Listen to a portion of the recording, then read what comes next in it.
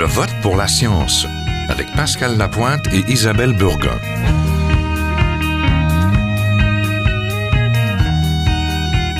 Bonjour à tous. Aujourd'hui, nous allons parler d'énergie, de production, de consommation, de choix de société, de science donc, et surtout de politique énergétique. C'est tout récent, le gouvernement du Québec a rendu public sa nouvelle politique énergétique à l'horizon 2030, une projection de 15 ans environ qui vise à réduire notre dépendance au pétrole en augmentant la part des énergies renouvelables. Le gouvernement s'engage à donner l'exemple en faisant des choix énergétiques intelligents dans ses institutions, mais aussi à soutenir la recherche et le développement dans les technologies innovantes en matière d'énergie.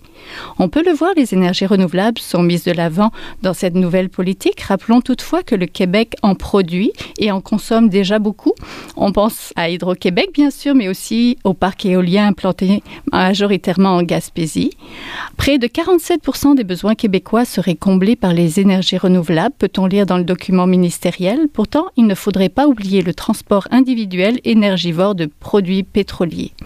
Dans un récent article, l'économiste Pierre-Olivier Pinault soutenait que, et je le cite, « les dépenses automobiles s'établissent à 30 milliards de dollars par année pour les ménages québécois, c'est-à-dire presque l'équivalent du budget de la santé qui accapare la moitié des ressources de l'État.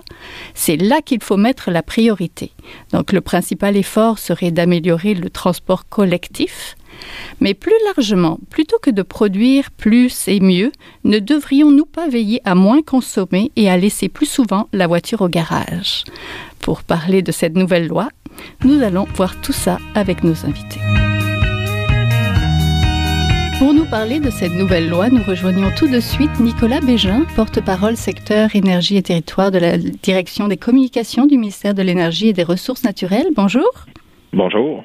Alors, quels sont les principaux changements apportés par cette nouvelle politique?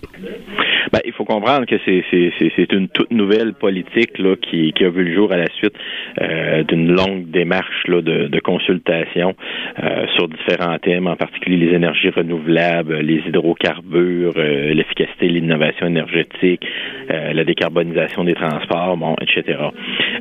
Maintenant, c'est une nouvelle politique.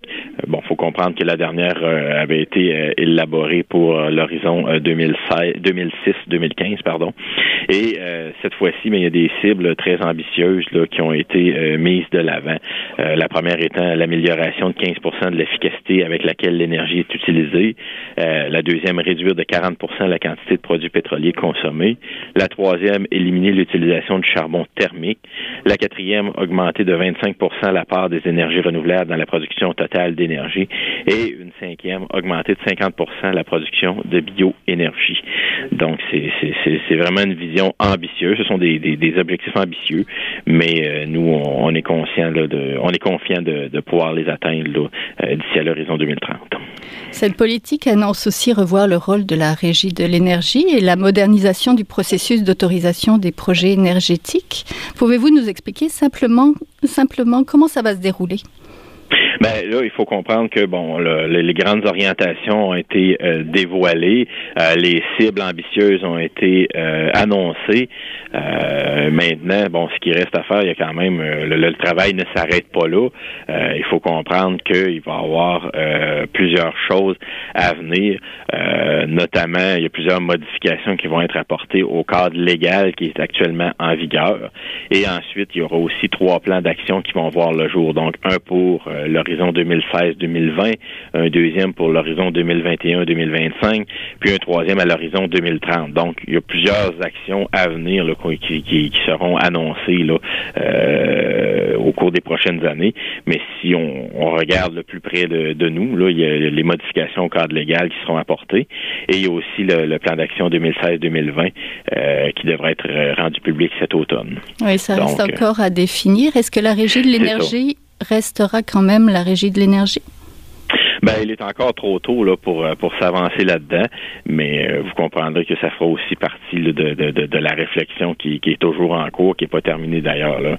Maintenant, comme je vous dis, il y a des grandes orientations qui ont été dégagées, des objectifs, des constats qui ont été faits, mais c'est comme je vous dis, le travail ne s'arrête pas là. Il y a des choses qui sont à venir là, finalement. Donc, mais malheureusement, il est trop tôt là, pour s'avancer sur certaines choses, dont celle-ci là, actuellement. Oui, la politique parle aussi de définir une nouvelle approche en matière d'énergie fossile.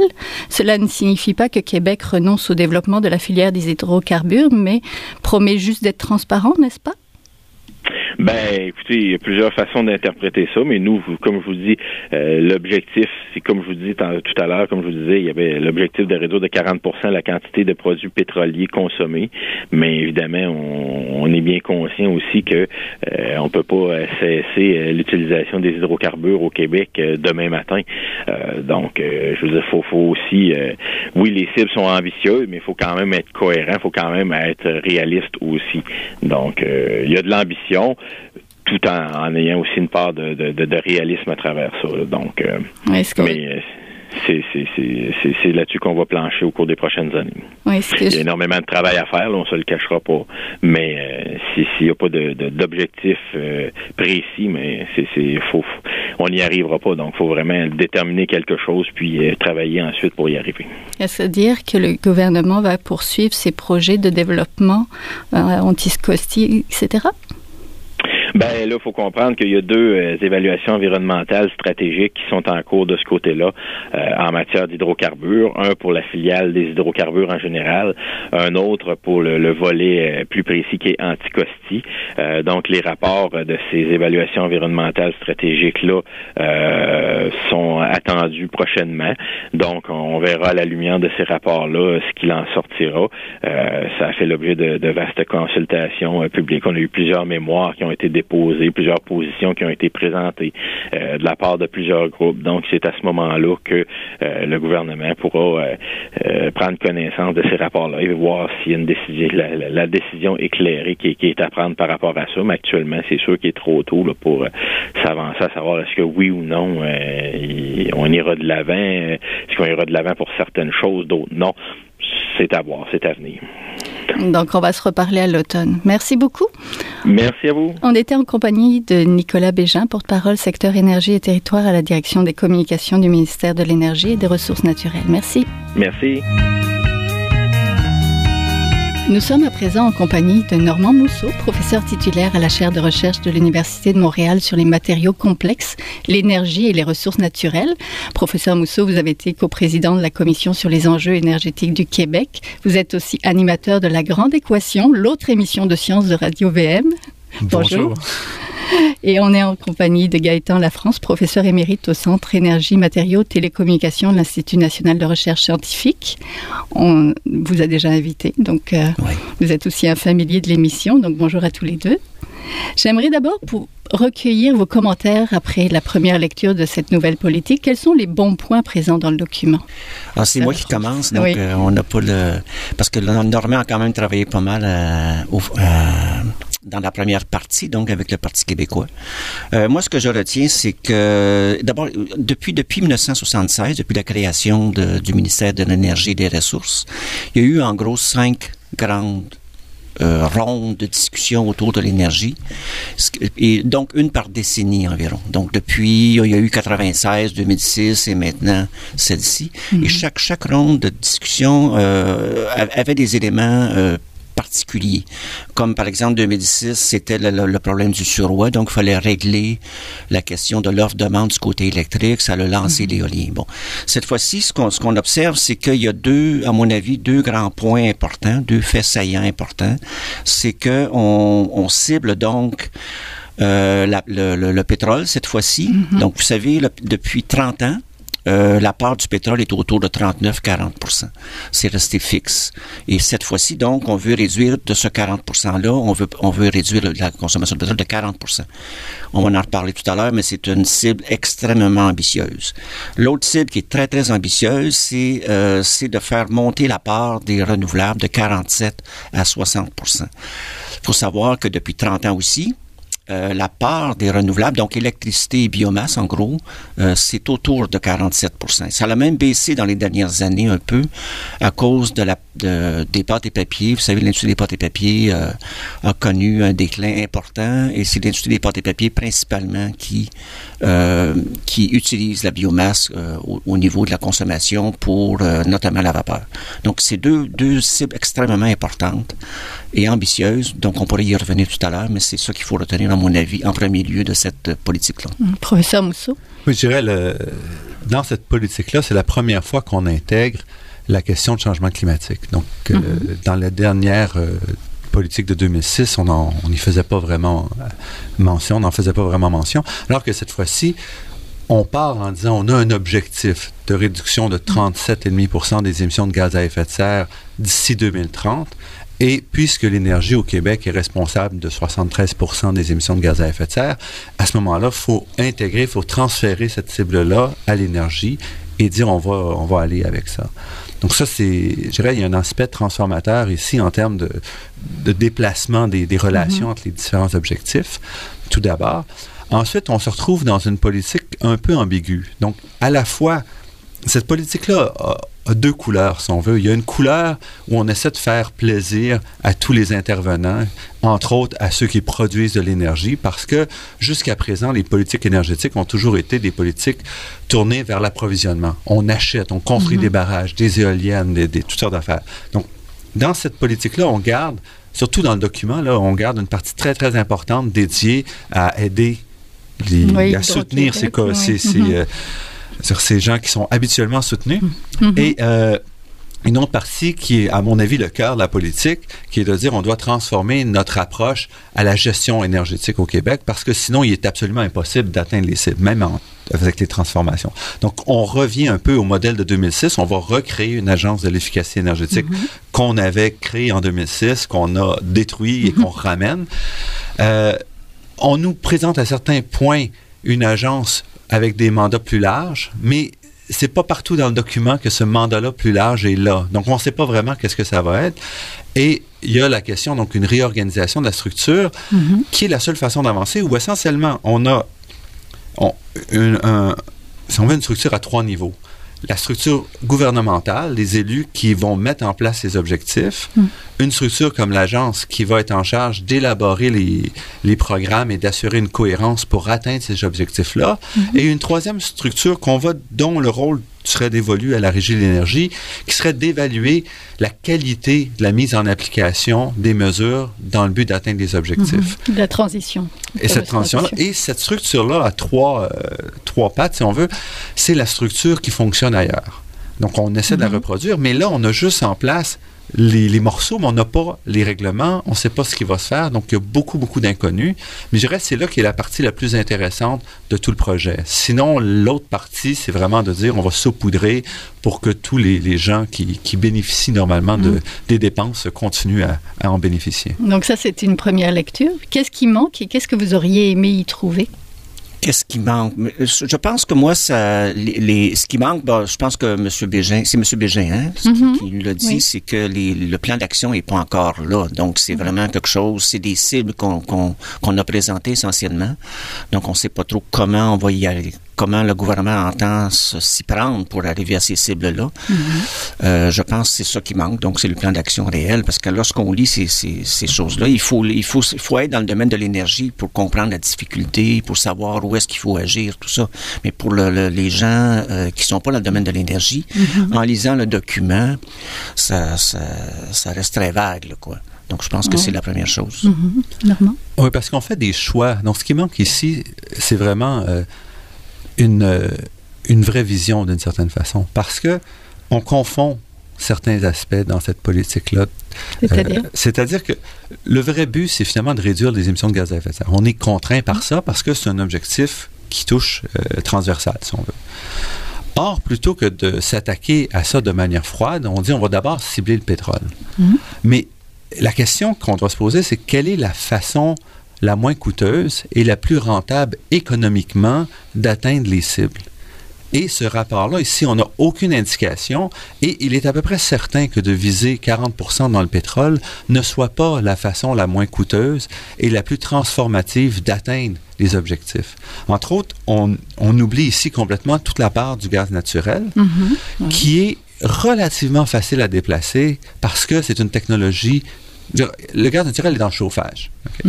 Donc, une partie relativement simple, et on l'a déjà fait dans les années 80, où on avait réduit de 40% et plus la consommation de pétrole au Québec. On l'a déjà fait une fois en électrifiant le chauffage.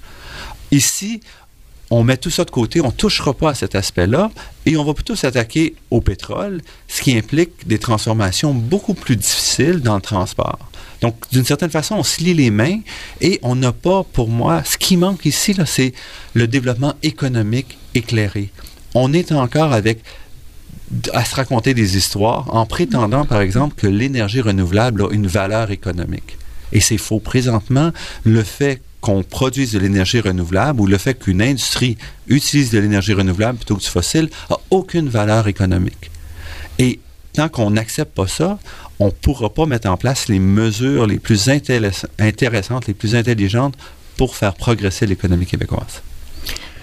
Pour continuer un petit peu dans le même filon, c'est vrai que si on prend le transport, par exemple, bon, vous savez, le 40% du pétrole là, qu'on veut réduire, bon, il y a 10% relativement facile à faire, c'est avec le mazout léger, le mazout lourd.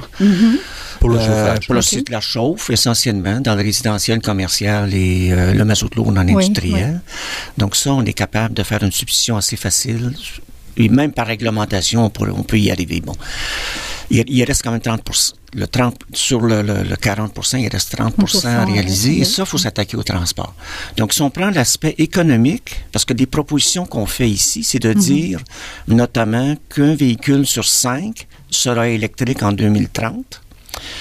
C'est considérable. Ça veut dire ça que, parce que vous savez, les voitures qu'on achète maintenant vont être encore là en 2030, en probabilité. Dans 15 ans, hein, seulement. Ben, c'est 14 ans, 13 ans. Hein, donc, voyez, donc d'un point de vue économique, si on veut réduire de 30% la consommation d'énergie dans des produits pétroliers, parce que le transport, c'est 75%, et là-dessus, c'est pas tous des véhicules légers, hein. Il y a du carburant, il y a des carburants pour les avions, il y a des carburants pour les bateaux, tout ça.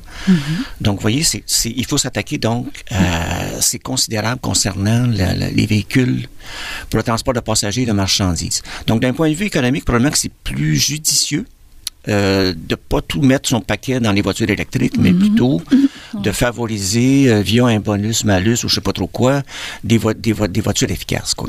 Parce qu'une hybride standard, actuellement, là, c'est du 4 litres au 100. Et ça, c'est sur le marché. Donc, mais si on veut une hybride rechargeable, là, vous allez payer 10-15 000 $ de plus. Qui sort de l'économie québécoise, donc qui offre aucune retombée additionnelle pour le Québec. Et donc, et c'est ça fait peur un peu parce que, je disais, pour l'agence qui va être en charge, pour y arriver, il faut toucher au transport. Il faut toucher à l'aménagement du territoire. Et c'est loin d'être évident, en lisant le document, que cette agence-là aura la capacité d'agir là-dessus. Si on n'agit pas sur le nombre de voitures, il s'ajoute chaque année 100 000 voitures sur les routes au Québec depuis 20 ans. Donc, on a rajouté 2 millions de voitures. Donc, par exemple, on a un objectif de 100 000 voitures électriques d'ici 2020, mais on a rajouté 400 000 voitures d'ici 2020 et seulement un quart, si on est chanceux, sera électrique. Mais les 3 quarts seront à essence. Alors, on s'en va pas vers une réduction de la demande en pétrole. Non. C'est pour ça, professeur Lafrance, je vais reprendre le titre d'un ouvrage que vous connaissez bien, « Vivre après le pétrole, mission impossible ». Il y a dans cette politique une volonté d'avoir recours plus souvent donc, aux énergies renouvelables, mais pourtant le gouvernement n'écarte pas le développement du pétrolier pour autant. Est-ce que vous avez la même lecture que moi? Mais dans mon livre, d'ailleurs, c'est que ce que je regarde, c'est ce que j'ai regardé, c'est les scénarios 2100 pour comment on peut gérer la décroissance du pétrole. Donc, je ne peux qu'être d'accord avec l'objectif qu'on a mis dans cette politique-là. Parce qu'on ne peut pas s'en débarrasser du jour au lendemain. Donc, c'est une gestion long terme de la décroissance. Donc, il faut commencer. Donc, ça, c'est clair dans ma tête. Maintenant, est-ce qu'on va atteindre cette cible-là en 2030 plutôt qu'en 2050? Pour moi, ce qui est important, c'est de partir, c'est de commencer justement à gérer la décroissance, à favoriser d'autres technologies. pour en revenir aussi à ce qu'on discutait tout à l'heure, on a parlé du transport, mais moi, à mon avis, on doit s'attaquer aussi, si on veut atteindre les objectifs de gaz à effet de serre, il ne faut pas juste cibler le transport, comme a dit Normand, il faut aussi cibler le gaz naturel. Okay. Il faut favoriser des technologies électriques de ce côté-là aussi. Pour un transfert vers le gaz. Parce que vous savez, dans les années 80, dans le secteur commercial en particulier, Hydro-Québec avait pénétré pas mal le secteur du chauffage parce qu'on avait des surplus. Mais vers 88-89, c'est le gaz naturel qui est entré en action, puis le gaz naturel occupe une part très importante du chauffage dans le secteur commercial. Pourtant, on a de l'électricité ici compétitive dans le secteur commercial. Donc, ça, c'est un exemple où on pourrait réduire les gaz à effet de serre aussi en grugeant dans le gaz naturel, qui n'est pas produit au Québec, C'est sûr qu'avec la politique, on veut faire du biogaz puis tout ça, mais c'est tellement négligeable par rapport à la quantité qu'on consomme qu'il ne faut pas compter là-dessus. Parce que c'est pas compliqué de faire profiter de cette biomasse. C'est juste qu'on la délaisse déjà. Ah non, c'est pas vrai. C'est pas vrai. La biomasse est en fait utilisée. La question d'augmentation de 50%, c'est pas si clair, parce que la biomasse forestière, entre autres, pour être intéressante, il faut qu'elle soit résiduelle, donc que ce soit les déchets. Oui. Donc, il faut qu'on ait une industrie forestière forte qui génère des déchets, et on prend les déchets pour faire de la biomasse. On ne prendra pas des arbres qu'on va couper pour faire ça. Donc, il y a cet aspect-là qui n'est pas clair du tout. Augmenter de 50% la biomasse, où est-ce qu'on va prendre cette biomasse-là? Parce que faire pousser des champs de blé d'Inde là, pour faire de l'éthanol, ça n'a pas de sens énergétiquement. Alors, cette cible-là reste un petit peu mystérieuse pour moi parce que je ne vois pas comment on va l'atteindre. Je voudrais revenir sur votre question pour le pétrole. Il faut découpler la production et la consommation. Quand on fait de l'or au Québec, on ne la fait pas parce qu'on a besoin d'or. On la met sur le marché international, c'est consommé. Même chose pour le pétrole. Si on produit du pétrole, c'est indépendant de notre utilisation. Il faut séparer les deux. Oui. Mais de notre côté, à mesure que la planète délaisse le pétrole, ce produit-là ne prendra pas de la valeur. Il va perdre de la valeur. Et c'est ce qu'on voit. Donc, depuis quelques années, il y a une perte de valeur dans le pétrole.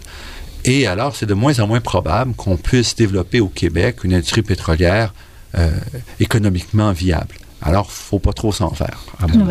Oui, dans votre lettre, justement, vous étiez surpris là, de l'objectif de réduire de 40% l'utilisation des produits pétroliers. Dites-moi... Mais je suis tout à fait d'accord avec ce que dit Gaétan Lafrance.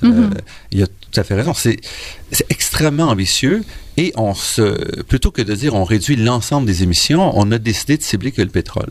Mais du CO2 fait avec du gaz naturel, c'est aussi du CO2 et c'est moins cher. Donc, c'est pas d'éliminer le gaz naturel, mais si on veut l'amener dans le transport, on pourrait au moins dire on déplace le gaz naturel vers le transport parce que ça peut réduire les émissions de gaz à effet de serre dans le transport, mais on a des façons de s'attaquer à l'utilisation. Et à mon avis, par exemple, le chauffage électrique des espaces institutionnels et commerciaux, développer une technologie compétitive au prix où est le gaz naturel aujourd'hui, c'est un marché exportable.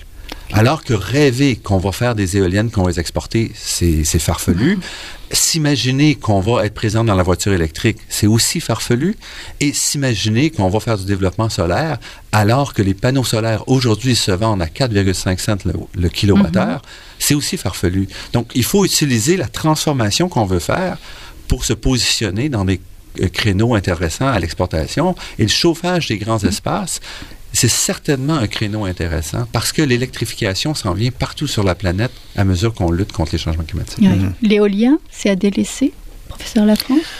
Bon, évidemment, c'est un élément sensible pour moi, l'éolien. Donc, ce qu'il faut comprendre, je pense que dans la politique, c'était bien indiqué, c'est qu'il faut savoir que l'éolien, c'est Hydro-Québec Distribution qui fait des appels d'offres pour avoir parce que ça module bien une croissance de demande faible.